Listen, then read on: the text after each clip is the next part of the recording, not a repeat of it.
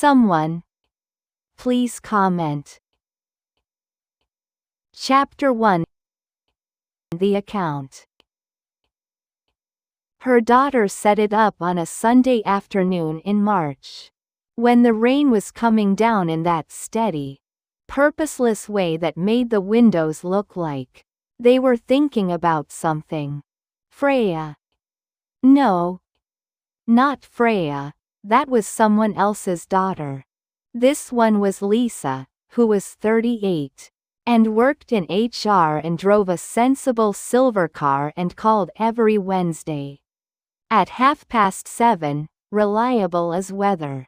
Lisa had come over that Sunday with a container of leftover pasta and the bright, slightly brittle energy of someone who had decided to be cheerful on behalf of both of them. "It'll be fun, Mum," she said. Which is what people say when they are not entirely sure something will be fun but have committed to the idea. The woman sitting across from her at the kitchen table was named Stella. Stella was 71 years old. She had silver hair that she cut herself, inexpertly, with the kitchen scissors, and reading glasses on a beaded cord around her neck. That had been a gift from someone. She no longer allowed herself to think about too directly. She had lived in this house for 43 years. She had raised 2 children in it, and buried a husband from it, and grown a great deal of parsley in the garden that no one had ever used quickly enough. And she knew the sound the third step on the stairs made, and the way the boiler sometimes started up in the night, as if startled by a dream. She looked at the phone Lisa was holding out to her. "Facebook," she said, "just to try. I know what Facebook is." "I know you know. I just thought. Everyone shouts on Facebook." "Not everyone. Lots of people just post photos of their food." Stella looked at her daughter. Lisa had her father's eyes gray, long-lashed, watchful, and her mother's stubbornness. The kind that expressed itself not as argument, but as cheerfulness maintained past all reasonable expectation. Stella recognized the stubbornness because she had given it to her. "Photos of food," Stella said. "People love it. Who takes photographs of food?" "Everyone, Mum. It's nice. It's something to do. You cook anyway. You might as well." There was a silence. The rain continued. On the counter behind Lisa, covered with a cloth, sat 2 loaves of bread. Stella had made that morning sourdough. Though she didn't call it that, she called it the bread. The way her own mother had called it, as if naming it beyond its function would be a kind of presumption. "All right," Stella said. "Show me what to do." Lisa had set up the account before she arrived. This struck Stella as slightly presumptuous, but also, in truth, as a relief. She did not want to be present for the part where you had to invent a version of yourself in order to exist on the internet. The version Lisa had invented was called Stella M, which was fair enough, and the profile photo was one Lisa had taken 3 Christmases ago. Stella at the kitchen table with a glass of something fizzy, slightly blurred, looking at something off to the left of the camera, with an expression that was not quite a smile, but was the thing just before one. She did not think it looked like her, but perhaps that was all right. Lisa showed her how to make a post, how to take a photograph with the phone and attach it, how to write something underneath. The mechanics were less mysterious than she had expected. The phone was the same phone Lisa had given her last birthday, and she had been using it to send messages and look things up for months now. So the interface was at least familiar territory. Even if this particular room in it was new. What do I write? Stella said. Anything. What you made. How you made it. People want to know how I make things. Lisa said yes, which still seemed improbable to Stella. But she picked up the phone and took a photograph of the 2 loaves on the counter. Then she looked at the photograph for a moment.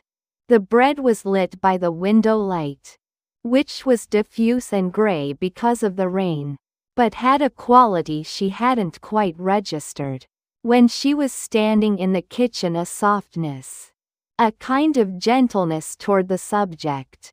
She typed, with some effort, using one finger, made 2 loaves this morning. The sourdough starter is called Harold. He is 14 years old. Lisa looked over her shoulder and laughed a genuine laugh, surprised. Harold? Your father named him. A small quiet moved through the kitchen. Lisa looked back at the phone. Post it, she said, gently. Stella pressed the button. Chapter 2. Harold. The starter had been named in 2010, on a wet Tuesday. Not entirely unlike this one. By a man named Theo, who had read somewhere that sourdough starters needed names in order to be properly tended to, and who had also claimed, more than once, that this was a scientifically documented fact, which it was not, but which Stella had never contradicted, because his certainty about small things had been one of the things she had loved most about him. Harold lived in a glass jar in the back of the refrigerator. He was fed every few days flour and water, a simple diet. Unchanged in 14 years. He smelled the way all starters smell, sharp and yeasty and faintly alcoholic. Like a tiny civilization engaged in constant mild industry. Theo had talked to him. Stella did not talk to him. But she opened the refrigerator and looked at him most mornings, which she supposed amounted to something. The bread he produced was dense and chewy, with a crust that shattered when you cut it. The sound of it disproportionate to its size. Theo had called it the best bread in the Northern Hemisphere, which was the kind of claim he made about things he loved. He claimed it about the bread, and about a particular pub in Dorset they'd visited once in 1987, and about the view from the top of the hill behind his sister's house in Scotland, and about Stella herself, on a number of occasions, which she had always told him was ridiculous, and which she had always also believed. The first comment on the Facebook post arrived 40 minutes after Lisa left. Stella almost missed it. She had put the phone down on the coffee table and gone to watch the 6 o'clock news, and when she came back, the screen had lit up with something. A number, a small red circle above the Facebook icon. She put on her reading glasses and looked. What a great name for a starter. Mine is called Gerald, haha. She read it 3 times. Then she typed back, hello Gerald. I hope he is well. She sat for a moment with her thumbs hovering over the keyboard. Then added, Harold has been through a lot. He keeps going. She put the phone down and went to make a cup of tea. When she came back, there were 4 more comments. She did not become an influencer.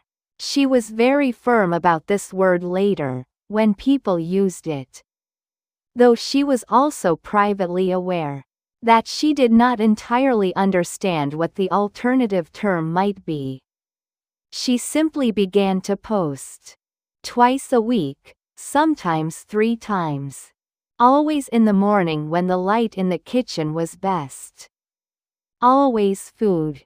The bread, mostly, but also the soup she made from whatever was in the vegetable drawer at the end of the week, and the apple cake, whose recipe she had been given by Theo's mother, and had not written down for 20 years, because she had never imagined a time when she might not remember it, and now was faintly afraid of forgetting it, and so made it regularly to keep the memory of it warm.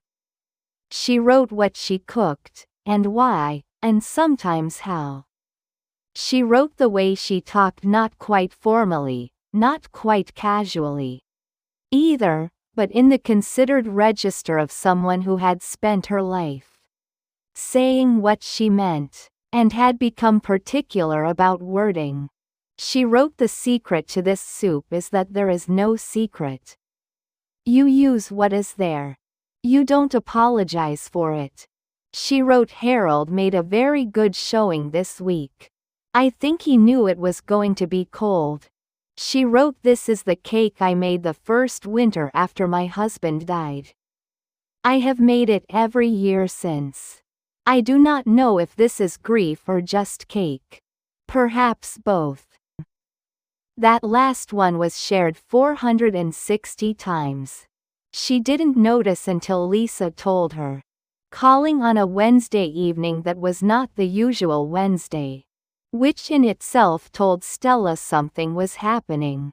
Lisa's voice had in it a particular quality, bright, fast, slightly overwhelmed, that Stella recognized from when Lisa had been about 8 years old, and had done something in school that was unexpectedly impressive. "Mom, you have 4,000 followers." Stella looked at the number for a moment. "What does that mean, exactly?" "It means 4,000 people are watching what you post." "Watching?" "Waiting for it. Looking forward to it." 4,000 people," Stella said, "are looking forward to hearing about Harold." Yes. She considered this for a while. Outside the kitchen window, the garden was doing what gardens do in April. Cautiously, incrementally insisting on itself. The parsley had come back. It always came back. "Well," she said, "that's a lot of people who need feeding." Chapter 3.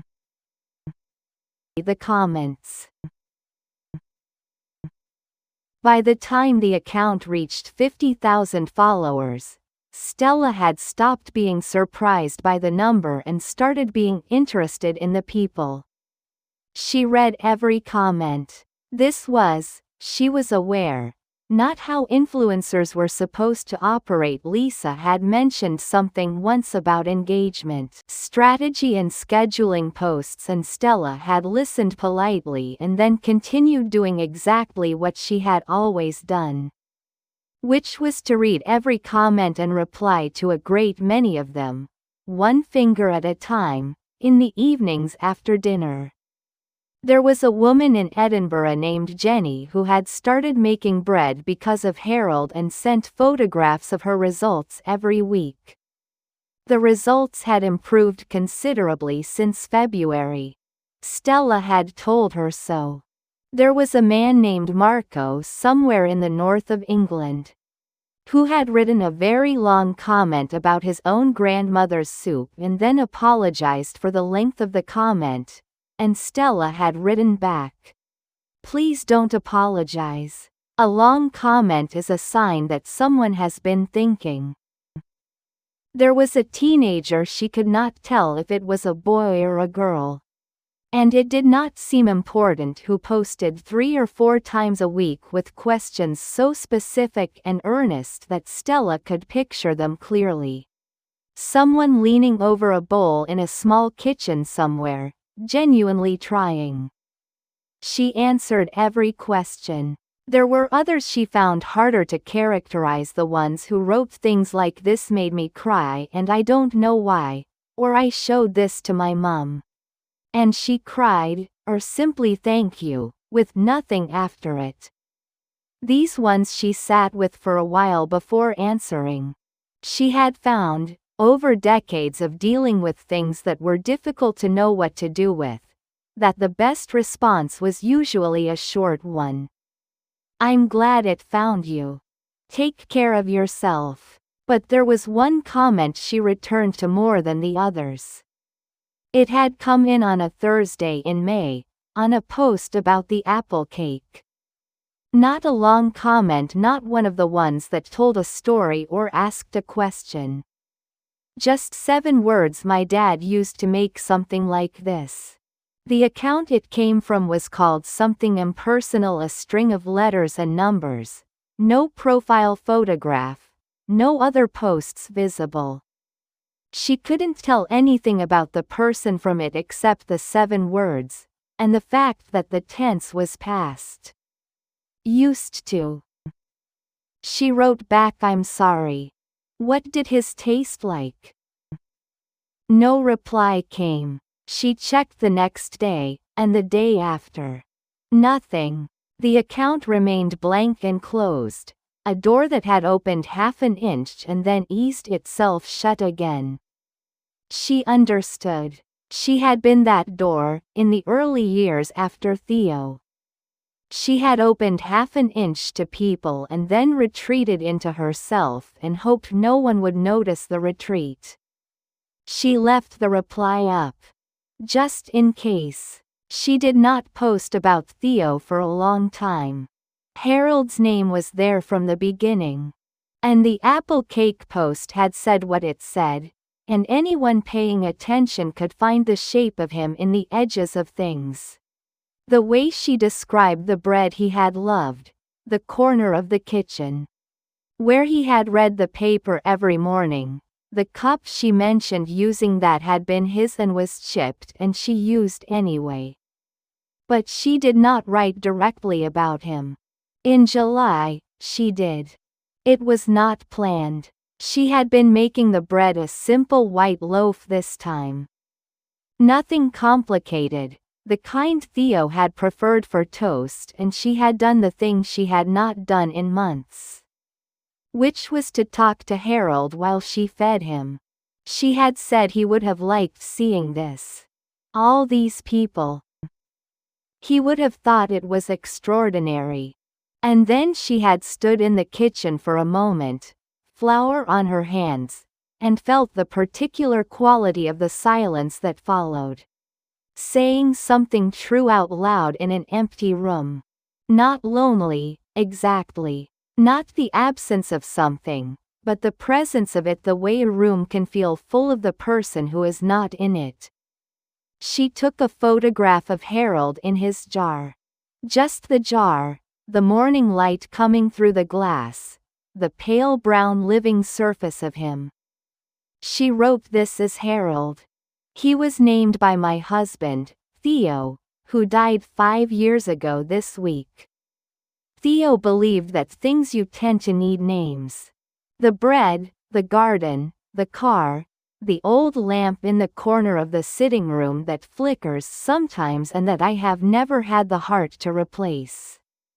He was not a sentimental man, which I think is why the sentimentality, when it came, meant so much. Harold is 14. He is still going. I think Theo would be pleased about that. I think he would be pleased about all of you, honestly. He liked people. He was very good at finding something to like in them. I am less good at this, but I am trying. She posted it and went to bed. In the morning there were 6,000 comments.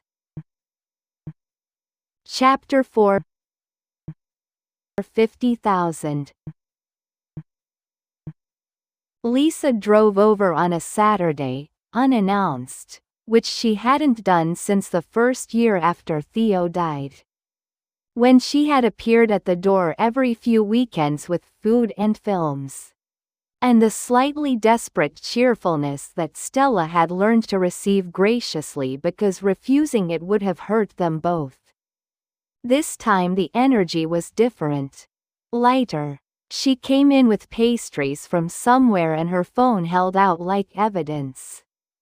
Mom. Look at this. The number on the screen was 50,400.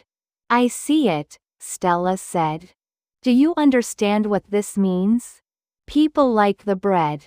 People love you. Lisa sat down at the kitchen table with some force, as if her legs had decided without consulting the rest of her. There are brands wanting to send you things. There's a magazine that wants to do a feature. Someone from a publishing house, an actual publisher, sent a message asking if you'd ever thought about writing a cookbook. Stella poured tea. No. No to which one? All of them, probably. I'll think about the magazine. She put Lisa's mug in front of her. Lisa was looking at her with an expression that contained several things at once: pride, bewilderment, something softer underneath both. Are you happy? Lisa said. With all of it. I want to know if you're happy. Stella sat down across from her. This was the question that required care, the question whose honest answer was neither simple nor distressing, but occupied the complicated territory between the two. I like the comments, she said. The people. I like that Marco made his grandmother's soup and wrote me 4 paragraphs about it. I like that the girl in Birmingham, the young one, with the questions about proofing, I like that she is getting better and tells me so. But? Stella wrapped both hands around her mug. The kitchen was warm. Harold was in the fridge. Outside, the parsley was doing extraordinarily well. There is no but, she said. That wasn't a but. I was just saying what I like. Lisa watched her. You know what I read once? Stella said. That people don't go online to be seen. They go to find something. Or someone. They're looking for a signal. That something is still there. What do you mean? Stella looked out the window. When you comment on something, really comment when you write something true in the little box under someone's photograph, it's because the photograph found something in you that was already there, waiting to be found. She paused. I like that. That I might be a place where a thing is found. Lisa was quiet for a moment. Is that why you started? To find something? Stella thought about the first post. The rain. The phone held out across the table. The 2 loaves on the counter and the gray window light. I started, she said carefully, because you asked me to. She looked at her daughter. And I kept going because of the comments. Because someone would write something at 11:30 at night and I would think they are sitting somewhere. And something has reached them, and they have turned around to reach back. And I thought, yes. That is the thing. That is worth getting up for. Lisa's eyes had gone slightly bright, which she would have denied if asked. You could have just told me you were lonely, she said. I wasn't lonely, Stella said. Lonely is different. Lonely is empty. She looked at her mug. I was just looking for somewhere to put things. When you miss someone very much, and you have no one to tell, you need somewhere for it to go. Otherwise it just sits in the room with you. She said this matter-of-factly, the way she said most things, in the tone she used for facts about bread. Proving times and the proper way to make a bechamel, useful information, offered without drama. Lisa reached across the table and put her hand over her mother's. They sat there for a while, drinking tea, not saying much. The kitchen did what kitchens do, held them, warmed them, smelled of yeast and parsley and the faint ghost of 1,000 previous mornings. Chapter 5. Comment. In September, the comment came back. She almost missed it. 50,000 followers meant hundreds of comments per post, and she could no longer reply to all of them. Which bothered her and which she had made a quiet peace with. The way you make peace with things you cannot change without entirely stopping minding about them. She still read as many as she could. She still typed back, one finger at a time, most evenings after dinner.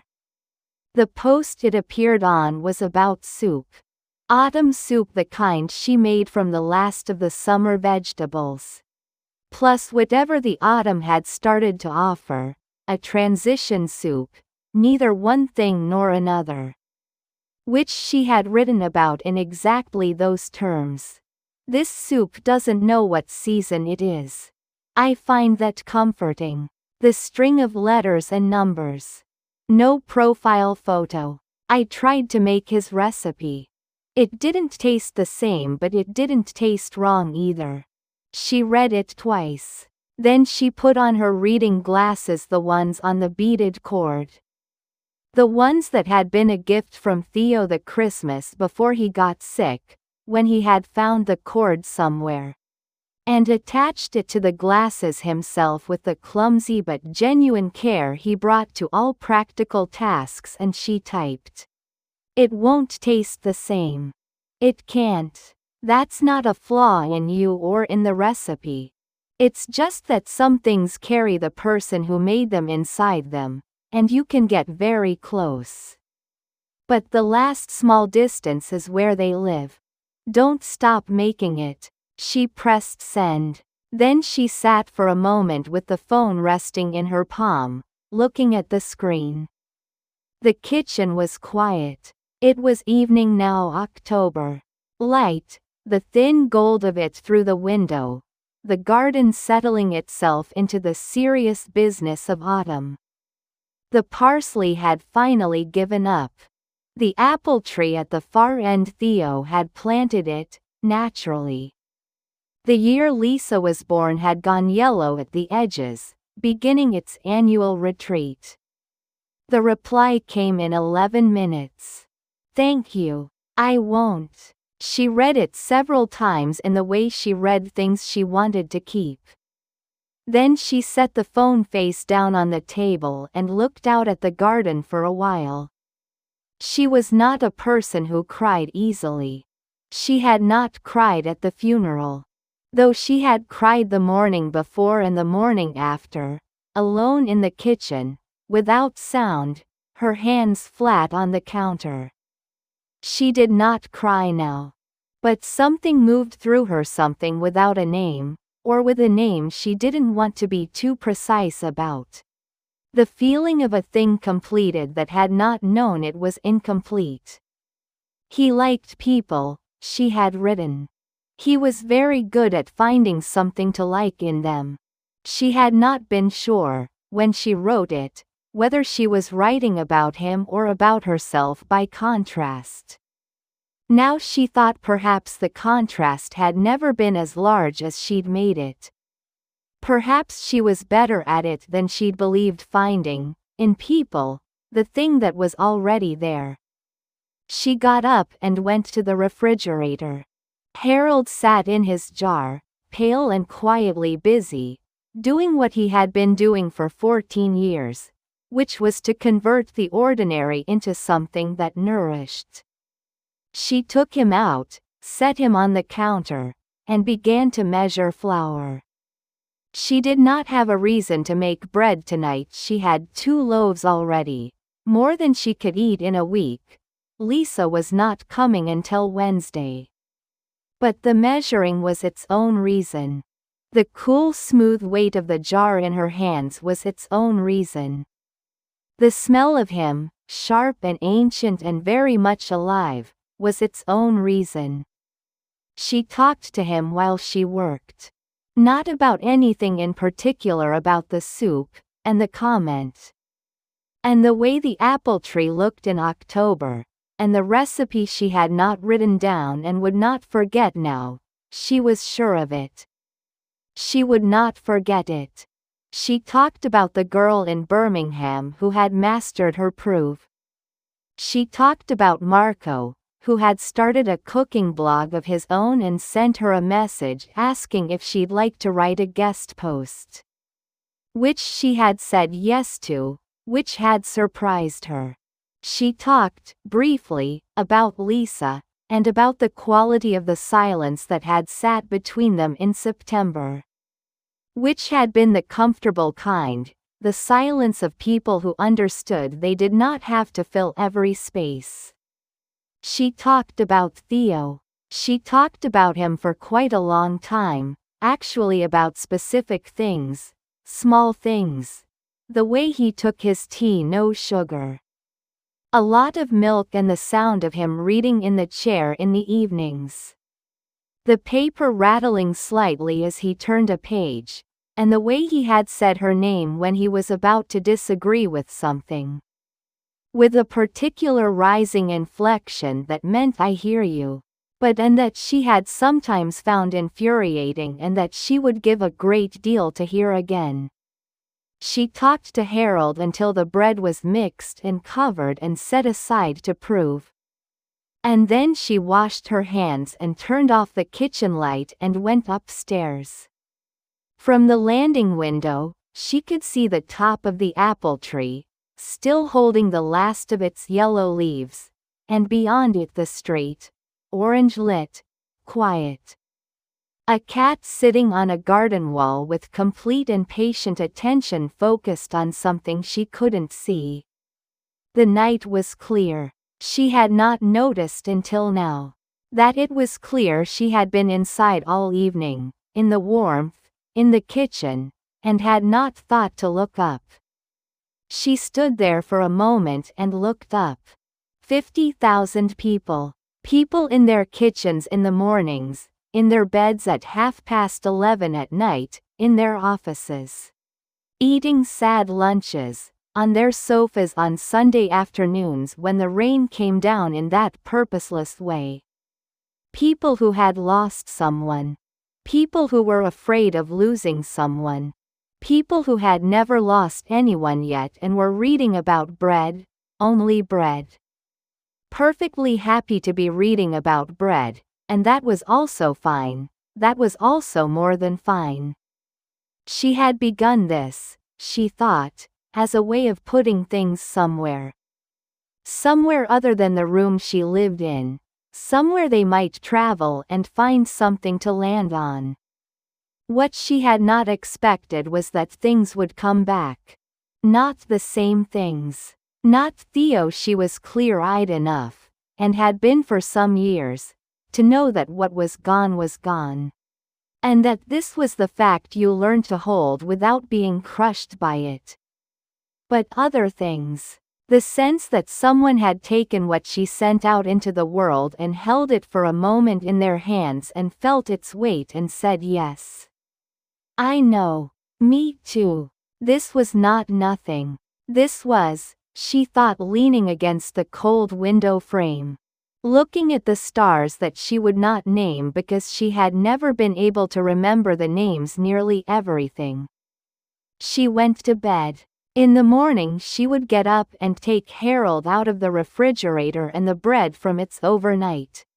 Prove and shape it and bake it and photograph it in the window light.